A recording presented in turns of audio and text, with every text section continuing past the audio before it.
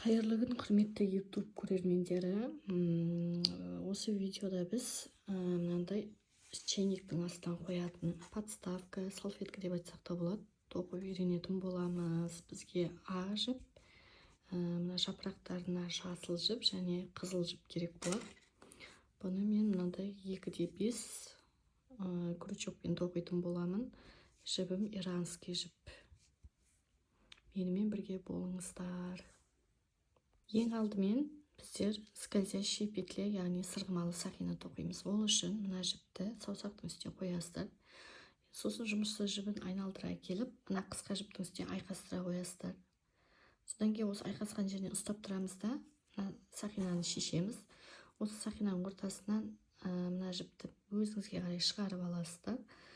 Шығарып алғаннан кейін мына жұмыссыз жібін осы мына крючоктағы петлядан өткізесіздер. Мінекей. Енді осы біз мына сақинаның бойына 12 шалулы баған, яғни столбик с одним накидом тоқимыз. Ең алдымен 3 воздушная петля тоқимыз. 3 өрім, 2, 3, мінекей. 3 өрім тоқыдық. Содан кейін накид. Осының ортасынан кіргізіп, сосын мына бірінші екеуінен өткіземіз, екінші қалған екеуінен өткіземіз.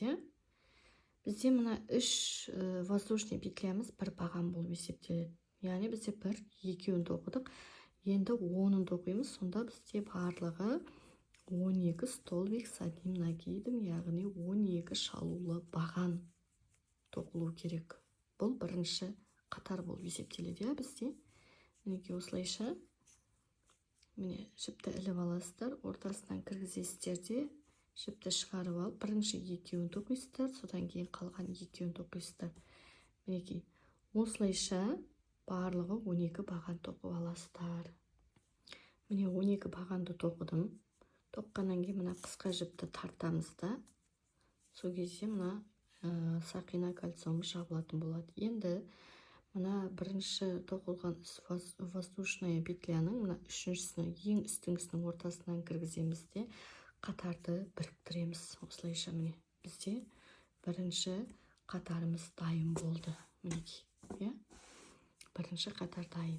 Енді екінші қатар 3 воздушный петля қатарды көтереміз, яғни 3 өріммен мінекей, міне 3 өріммен қатарды көтердік. Накид.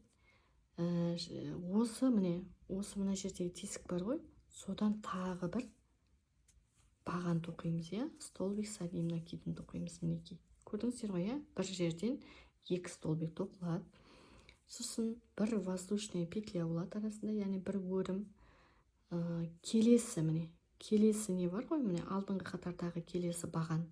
Соған 2 баған тоқимыз, яғни 2 шалулы баған. Столбик с одним накидом. Мінекей. Шалуды алдық. 2 келесі бағаннан алдыңғы қатардың міне біріншісі тура сол жерден екіншісі. Арасына бір өрім тастаймыз. Бір өрім тоқып кетеміз. Накид дейміз, келесі міне. Мынаған тоқыдық, енді келесі.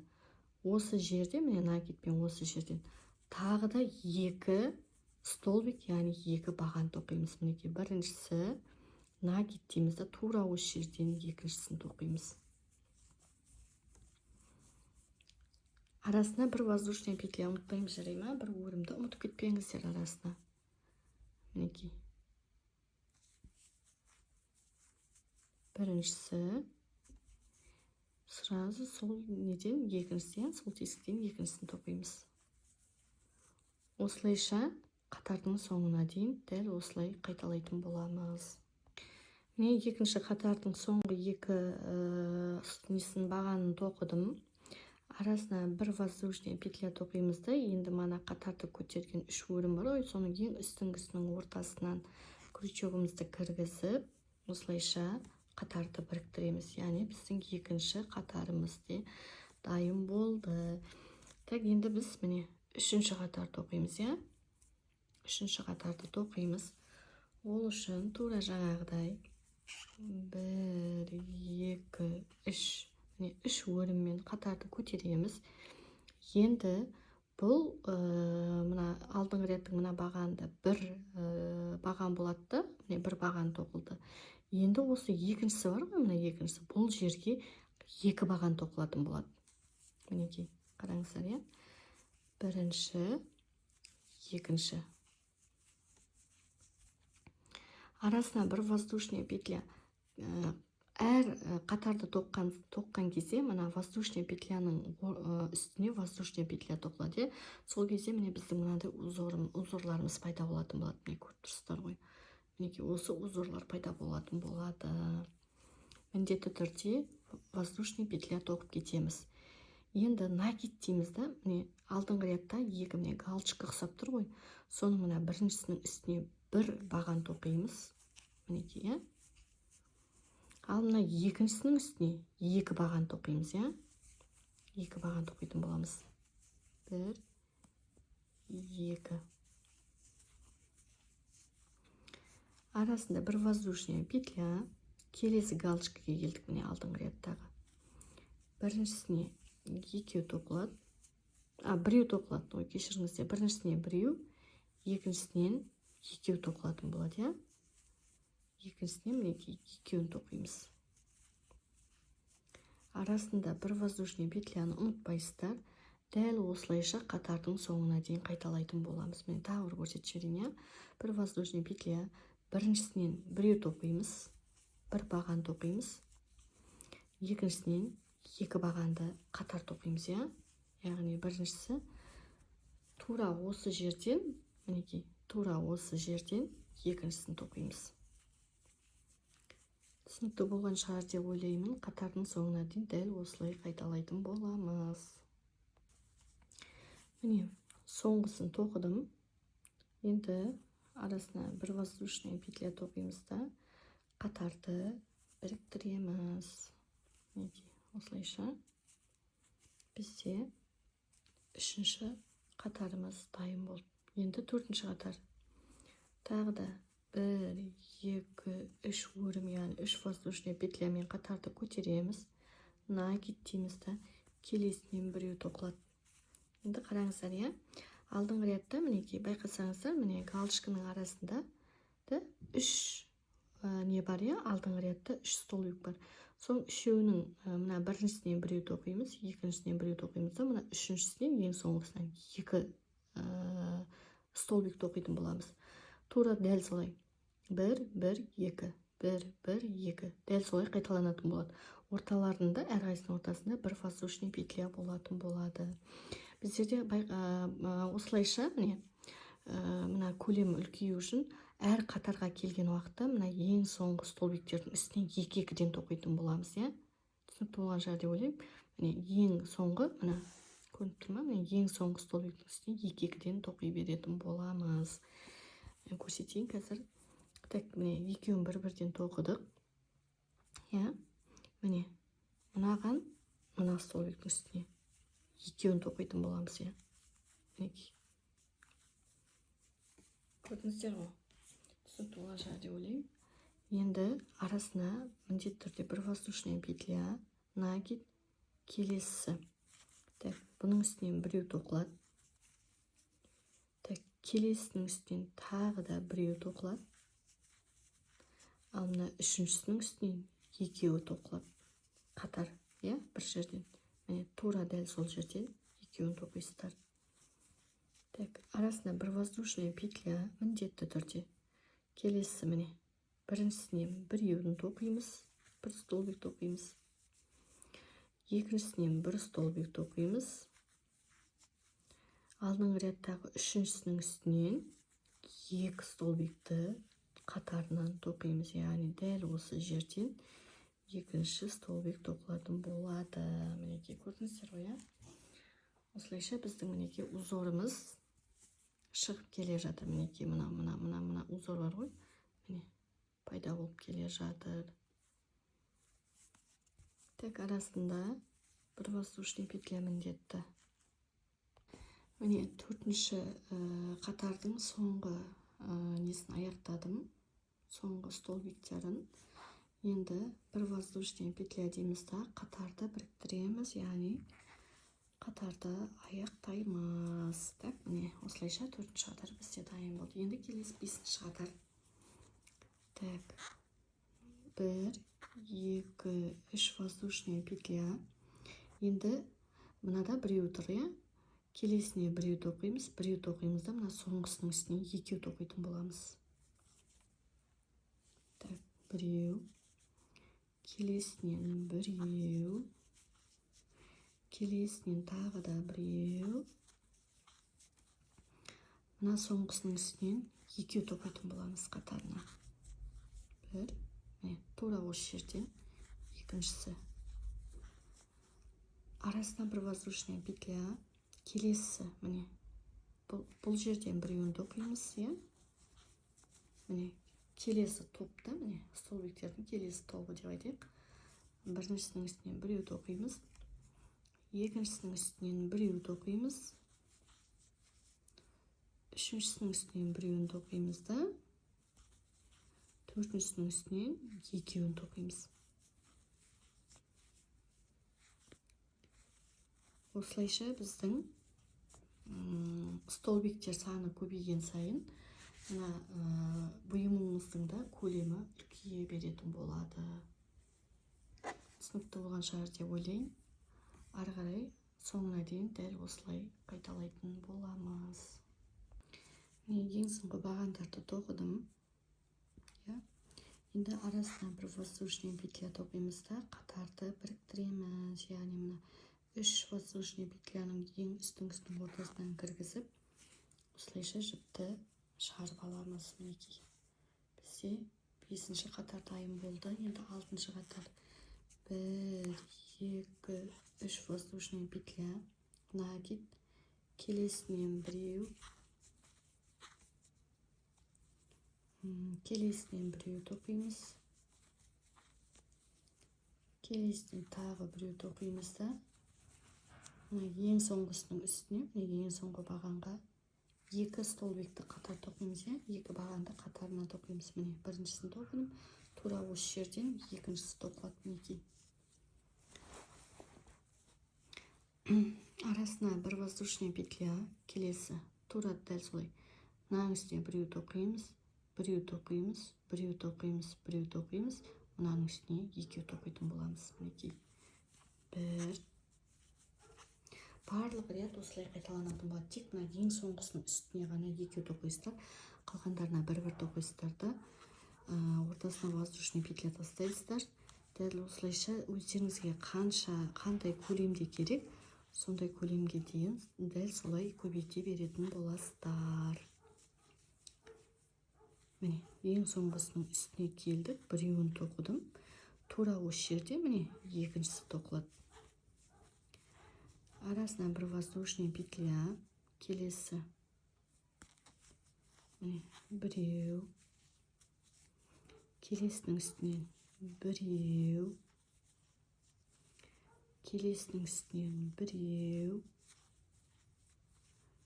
келесінің үстінен біреу, ең соңғы столбиктің үстінен екеу тоқылатын болады. Біріншісі, тура осы жерден екіншісін тоқимыз.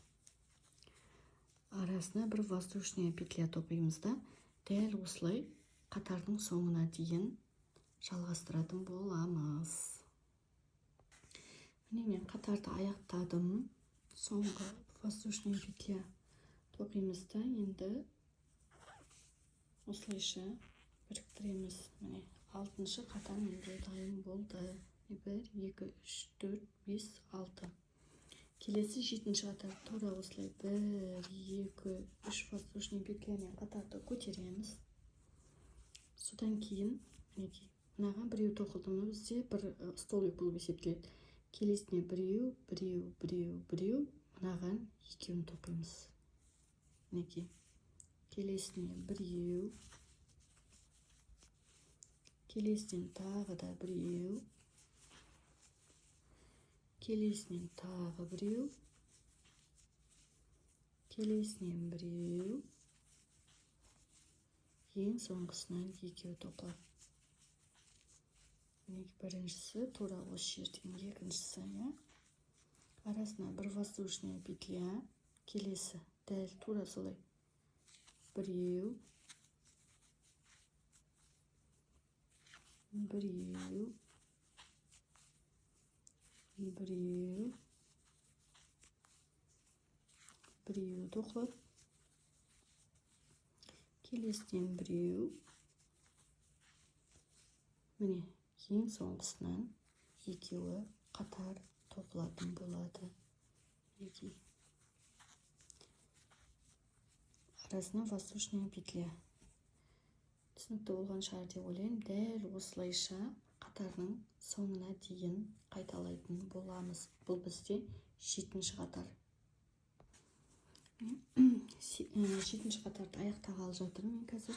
Міне бір воздушный петля дейміз де. Осылайша қатарды біріктіреміз. Бізде 7-ші қатарымыз аяқталды. Келесі 8-ші қатар. 3 воздушный петлямен қатарды көтереміз. 2, 3. Тура алдыңғы қатарлардағыдай. Біреу тоқимыз, біреу, бір столбик тоқимыз да, ең соңғысының үстіне 2 столбик тоқитын боламыз. Неге? Так. Біреу тоқимыз. Келесінің үстіне тағы біреуін тоқимыз. Келесінің үстіне біреуін тоқимыз. Келесінің үстіне біреуін тоқимыз. Келесінің үстіне біреуін тоқимыз. Мына ең соңғысының үстіне бұл жерден екеуін тоқитын боламыз. Біріншісі дәл осы жерден, міне екіншісі. Арасына бір воздушный петля. Келесі дәл солай. Біреуін тоқимыз. Бір столбик тоқимыз. Бір столбик тоқимыз.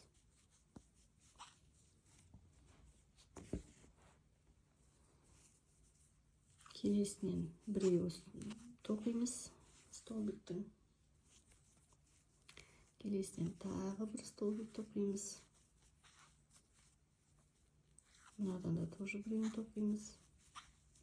Ең соңғысына келдік, ең соңғысына. Бұл жерден 2 столбикті қатар тоқисыздар.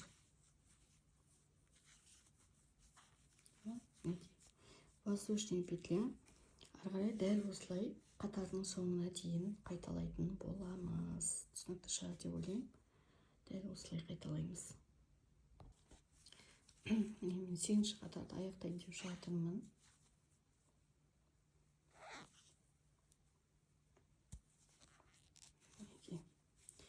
Енді мен осы 8 қатардан аяқтаймын. Өздеріңізге қажетті көлемде ары қарай тоқып ала берсеңіздер болады. 10 қатар, 15 қатар қылып, 20 қатар қылып тоқи берсеңіздер болады. Тек қатарды көбейту үшін тек ең соңғы столбиктердің үстіне 2-2-ден тоқи бересіздер. 2 столбикнен. Мына тек ең соңғысына ғана міне. Қалғандарына бір-бірден тоқып келесіздер да, ана ең соңғыға келген уақытта, міне ең соңғыға 2-ін тоқисыздар. Осылайша мына сіздің салфеткаңыздың көлемі үлкейе беретін болады. Енді бір воздушный петля жасаймын да, енді осы айналдыра барлық столбиктердің бойына столбик без накида, яғни шалусыз баған тоқитын болам. Міне бір воздушный петля көтердім. Осы тесікте міне осылайша міне шалусыз баған, яғни столбик без накида тоқитын боламын. Мінекей қараңыздар, иә.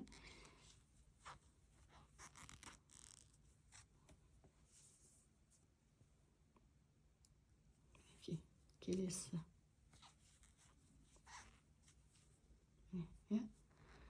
Осылайша алдыңғы рядтағы барлық столбиктердің үстіне шалусыз осындай, яғни столбик без накида тоқисыздар. Шалусыз баған деп аталады бұл. Осылайша бәрін үстіне тоқисыздар. Мына жердегі мына арка бар ғой, соған біреуін ортасынан осылайша алып, біреуін тоқып кетесіздер. Біреуін тоқисыздар да, міне дәл осылай келесінен өтіп, міне жалғастыра бересіздер.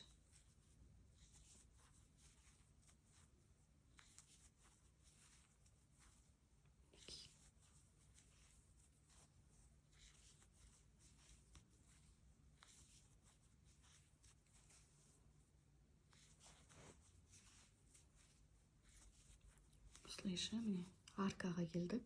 Бұның міне ортасына міне кіргізесіздер да біреуін тоқисыздар. Дәл осылай қатардың соңына дейін мына жерге дейін жалғастырып тоқитын боламыз. Енді мен міне қатарды аяқтағалы жатырмын. Ең соңғы столбик без накиданы тоқыдым міне арканың ішіне. Енді мана бастаған жерімізден қатарды біріктіріп аяқтайтын боламыз. Осылайша түгел айналдыра тоқып шықтым. Енді бізге бұл ақ жіп қажет емес, қиып тастаймыз. Қиып тастай берсек болады мінекей. Енді жасыл жібімізбен мына жапырақшаларды тоқып шығамыз, гүлдің астындағы осы жапырақшаларды тоқып шығатын боламыз.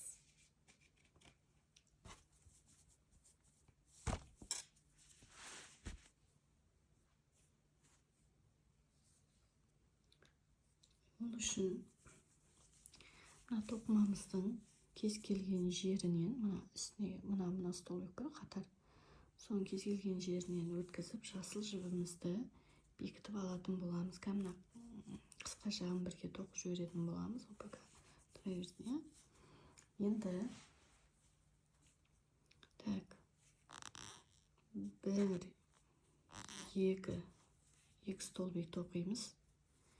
Сосын накид дейміз де осы тесіктен екінші столбикті тоқимыз. Енді бір, екі, үш дейміз де үш воздушный петля тоқимыз да. Накид тағы осы тесіктен полустолбик, яғни бірінші мына екеуін тоқимыз. Мына екеуін тоқымаймыз. Тағы да накид аламыз да осы тесіктен тағы да жіпті шығарып алып, міне бірінші екеуін тоқимыз. Енді мына крючокта қалған үш жіпті бірге тоқимыз. Арасына бір воздушный петля тоқимыз да. Енді бірінші, екінші, үшінші, төртінші. Төртіншісінен, міне бір, екі, үш, төртіншісінен міне бірінші екеуін тоқимыз. Крючокта қалған екеуін тоқымаймыз. Накид дейміз де тағы осы жерден екеуін тоқимыз. Енді мына қалған үшеуін бірге тоқитын боламыз.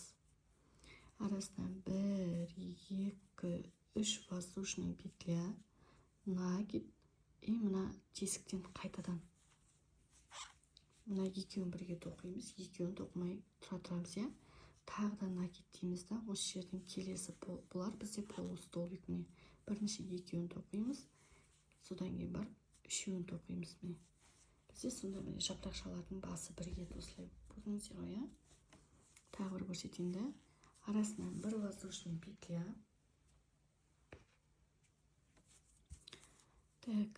накид, келесі міне біріншісі, екіншісі, үшінші, төртіншісінен екеуін тоқимыз. Накид дейміз да тағы да мына екеуін тоқимыз. Мына қалған үшеуін бірге тоқитын боламыз. Осылайша біздің жапырақшаларымыз пайда бола бастайды. Келесі бір, екі, үш воздушный петля, накид, осы жерден қайтадан бірінші екеуін тоқимыз. Накид дейміз да осы жерден кіргізіп қайта жіпті шығарамыз да бірінші екеуін тоқимыз. Енді қалған мына крючоктағы үшеуін осылайша бірге тоқимыз. Осылайша біздің жапырақшаларымыз пайда бола бастайды. Міне бір воздушный петля, келесі бір, екі, үш, төртіншісінен бірінші екеуін тоқимыз. Накид дейміз да осы жерден міне екеуін тоқимыз да енді қалған үшеуін бірге тоқимыз. Бір, екі, үш воздушный петля, осы тесіктен қайтадан кіргізіп бірінші мына екеуін тоқимыз.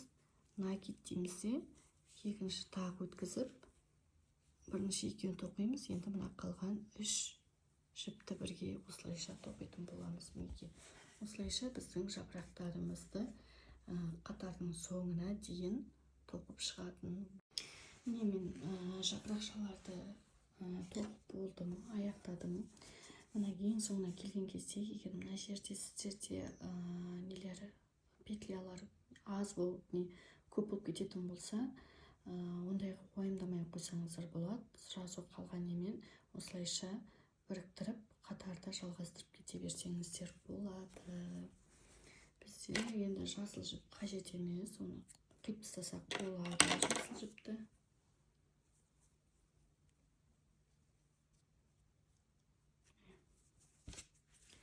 Енді қызыл жіппен гүлін тоқитын боламыз.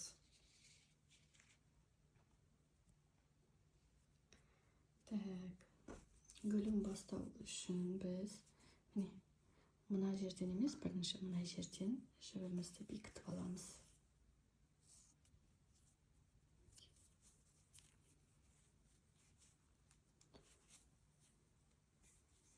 Так, бір петля тоқимыз, бір петля тоқимыз да, енді мына арканың ішіне 6 столбик с одним накидом тоқимыз, яғни шалулы бағаның 6-ын тоқимыз. Шалу ішіне біріншісі, так, екіншісі, үшіншісі, 4, 5, 6. 6 баған тоқыдық. Енді мына бірінші тоқыған столбик бар ғой, соның мына үстінен осының несінен кіргіземіз, тесігінен, сосын мына жіпті осы жерден өткізетін боламыз. Енді 4 воздушный петля тоқисыздар, яғни 4 өрім, 1, 2, 3, 4. 4 өрім тоқисыздар да, күлтесін тоқимыз енді гүлдің, міне, мына гүл ғой, гүлдің несі, мына аузы, мына ортасы бар ғой, ортасынан крючокты кіргіземіз, міне, мына жағынан шығады, крючок. Өзі автоматически осы жағынан шығады, мінекей, қараңыздар, міне, ортасынан осылайша кіргіземіз де, мына жіпті шығарып аламыз да, екеуін бірге тоқимыз. Тағы да 1, 2, 3 воздушный петля, тағы да солай ортасынан кіргіземіз де, жіпті тартып шығарып алып, енді осы екі жіпті бірге тоқитын боламыз. Тағы да 1, 2, 3 воздушный петля, ешқандай шалу алмайсыздар, ортасынан гүлдің кіргізесіздер де, жіпті тартып шығарып алып, енді осы жіпті екеуін бірге тоқитын боласыздар. Міне осылайша біздің мынандай күлтесі шығатын болады гүліміздің. Енді бір воздушный петля тоқисыздар да, мына орта бар ғой, ортаға столбик 5 накидамен осылайша гүлді орналастыратын боласыздар. Енді так, тағы да бір воздушный петля деймізде, енді мына арканың ішіне тура жаңағыдай 6 столбик тоқимыз, 6 шалулы баған. Мынау накид, қазақша шалу деп аталады. 2, 3, 4, 5, 6. 1, 2, 3, 4, 5, 6 баған болды. Енді осы мына бірінші бағанның үстінен крючокты кіргізесіздер де, мына тұрған жіпті осылайша мына жақтан былай өткізіп аласыздар. Енді ең бірінші 4-теу, шатаспаңыздар да, бірінші 4 воздушный петля, үшінші, төртіншісін тоқисыздар да, тура жаңағыдай міне гүлдің ортасынан кіргізіп, мына жіпті шығарып алып, екеуін бірге тоқимыз. Тағы 1, 2, келесте уже 3 воздушный петля. Тағы да гүлдің ортасынан кіргіземіз де, тағы үшінші күлтесін тоқимыз. 1, 2, 3 мінекей ортасынан кіргізіп, үшінші күлтесі тоқылады. Бір воздушная петля дейміз да, міне ортадағы екі жапырақтың ортасындағы манағы тоққан бір воздушный петля бар ғой, осыған столбик без накида, яғни шалусыз баған тоқитын боламыз. Мінекей осылайша біздің гүлдеріміз шығатын болады. Так, бір воздушная петля, арканың ішіне 6 столбик с накидом, яғни 6 шалулы баған. 2, 3,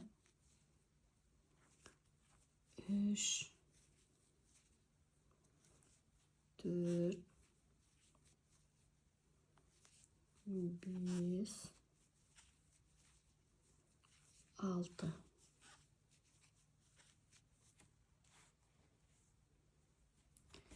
Міне, біріншісінен өткізесіздер крючокты. Мына жіпті осы жерден бері қарай тартып шығарып аласыздар. Енді 4 воздушная петля, 1, 2, 3, 4 воздушная петля. Міне, гүлдің ортасынан кіргізіп, осылайша столбик без накидпен біріктіреміз. 1, 2, 3, екінші күлтесін тоқып жатырық тағы да.